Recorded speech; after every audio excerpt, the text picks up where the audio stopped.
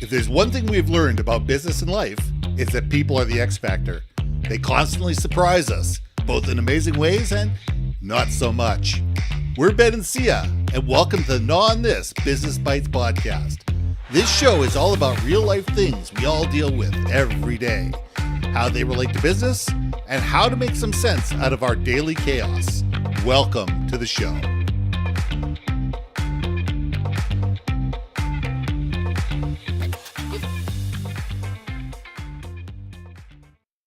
Hi, everybody, and welcome back to another episode of Gnaw on This Business Bytes. I'm Ben, and this is Syya.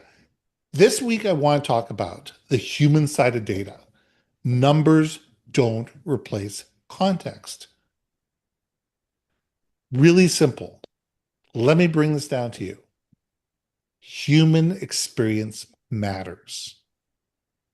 Just because the data says one thing, it is based on sometimes false information. Garbage in, garbage out. How well did your sales team put that information in the CRM? How up to date is your information? How much are your clients actually telling you that's true? And how much are they leaving out? Are you asking the right questions? All that information gets put into the database, turned into an Excel spreadsheet, and say, oh, it must be true. It's data. Data is not always the whole answer. We need to have context. We need to talk to people on the floor, people running the shift, people that are sending stuff out the door, people that are on the customer experience side, people that are on the sales and marketing side and communication side, people that are dealing on the invoicing side and the accounts payable and accounts receivable. We need to talk to people out throughout our organization and say, what are you hearing? What are you seeing? What are people saying? And what are people saying about us? What's going on Reddit? What's going on Glassdoor? And all this information is being able to sit there and say, what are people telling us versus what are people saying when we're not in the room? And we need to be able to sit there and differentiate and realize, customers don't tell the whole truth. Salespeople don't always put all the information into the database. Information gets missed. Stuff gets whitewashed as it heads up the corporate ladder. All this is reality. We don't want to hear all this, but it's true. And the more we can sit there and take all this data and put a human face to it and sit there and say, you know what? That doesn't jive with the last 3 customer meetings that I had. That didn't jive with the last 3 trade shows that I went to. That didn't jive with what people are actually buying and the stuff that's going out the door and how people are receiving it when it gets into their warehouse. We need to be able to take the information that we have it stored in our CRMs and our databases, in our ERPs, etc., and be able to sit there and say, how does that jive with what we see in reality with our own eyes and ears? So, Syya, let's gnaw on this. So I was, I don't know if you saw me typing up here, because as we're talking, you made me think about this quote. And the one that came up is, facts are stubborn things, but statistics are pliable. I guess it's attributed to Mark Twain. Mm-hmm. Facts is subjective too. In the context of, I'm not talking about 1 + 1 = 2. I'm talking about, when we submit data into some kind of machinery that pulls all that data together and compiles it and draws it up and develops some kind of analysis based on it. It's only good, like you say, garbage in, garbage out kind of vibe. And I find it fascinating that we rely on so many statistics, particularly, I said that right, didn't I? Particularly. You did. Yes, you did. Yeah, celebrate this day. Particularly around facts that we personally agree with our personal opinions. Mm-hmm. And I'm laughing a little bit about it because, yes, the facts of which we are, relying on in general, it can be a great way to bring people together, right? Build a community of like-minded people because you all want to agree on the same facts and whatnot. But I do think that the over reliance on those factoids and espousing it as like the end all be all, it is concerning at times, especially in an age where we are starting to be more and more reliant on data being given to us versus Hmm. us being curious to curate the data to make sure it's accurate, correct, and at least whatever information you get it from, you know the motivations around why the results came out to be. Does that make Yes, sense? And I've been trying to dance around it in a way because the first thing that popped in my mind is like, anything that you think about politics, we could find the data to match what we're talking about, right? absolutely. Left, But right, up, down, whatever. You can always find stuff that matches your particular point of view. You can always find a 100%. study that will support your view of reality. And it might give your experience based on that fact what you want to make out of it. So from a business perspective, when we think about all the number crunching that we do, whether you're in marketing or if you're in HR trying to gather the health of the company culture and whatnot, right? The truth of the matter is we have to think about again, those numbers might be great. I'm going back to salespeople. I'm sorry, it's my background, but like I've seen and I've experienced it with my friends where they sales department gets bottom 10% gets cut. Oh, Period. End absolutely. of. Bottom 10 performance people out the door. And it's like, whoa, well, what if you're in an organization where you're hot, hot, hot, and yeah, the bottom 10% is still performing at 120% of quota, right? Like it's relative, but it's also like, wait a second, like what taste aftertaste are you leaving Hmm. in your consumption of all this analytics? So I am trying to speak cryptically and generally, but I feel like I'm being a little too general here.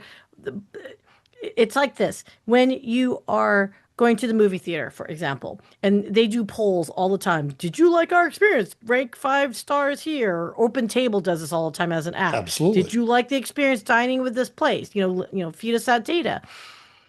I get it why they do it, but at the same time too, it's like you already asked me in the beginning, and you're asking me again. Like now you're annoying me. So does that make sense? It's like Yeah.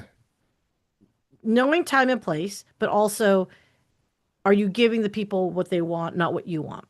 Well, first of all, and you bring up the right thing. Are we asking people the right questions to gather the right information? Yeah, You know, are we phrasing things in such a way that are subjective or objective? Are we phrasing things in things where people either have the ability to say binary, either yes or no? Were you happy with us? Yes. Well, I don't care if you were happy with us. Why were you happy with us? Who were you happy with? Who was the sales rep that you had? What did they do to make you happy? What did they do to piss you off? What did they do to frustrate you? What did they do to make your life easier? And the problem is we're creating surveys and we're creating because it's easier to put a 1 through 5.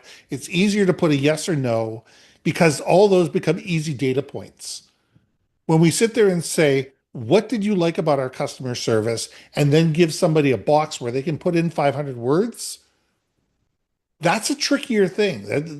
Your data analysts don't like that because all of a sudden everything's subjective. And it's the nuance. It's the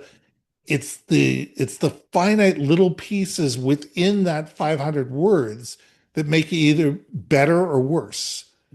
And I think that we need to be able to sit there and say, with AI, we have the ability to disseminate that information as well, to sit there and say, okay, based on these 1,000 responses, look at this information within box A, give me a synopsis of how people feel, and be able to take those 1,000 pieces of 500 words and be able to make some cohesive information based on that is going to be far more than just a yes or a no.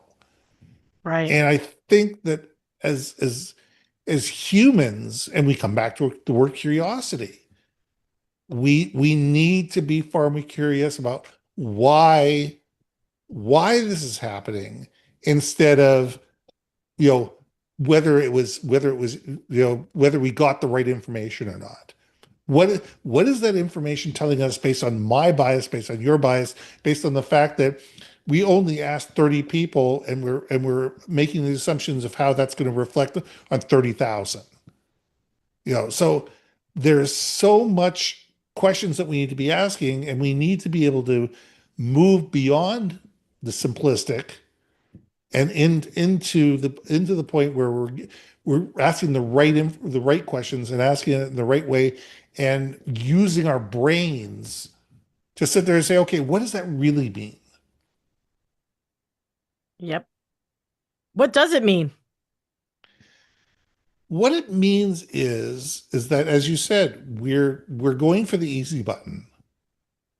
Everybody wants the easy button. Anybody wants to say, it says 4 out of 5 people love us, so therefore we must be doing well. Well, guess what? The problem is people fill out a survey because they either really like the service or they really hate the service, Or which or they means, got or they got incented for or they fries. got incentive, or they got incentive. But rarely are you going to see a 3 out of 5. If you Yeah. incentivize somebody, they're probably going to give you a 5. They're not going to give you a 1.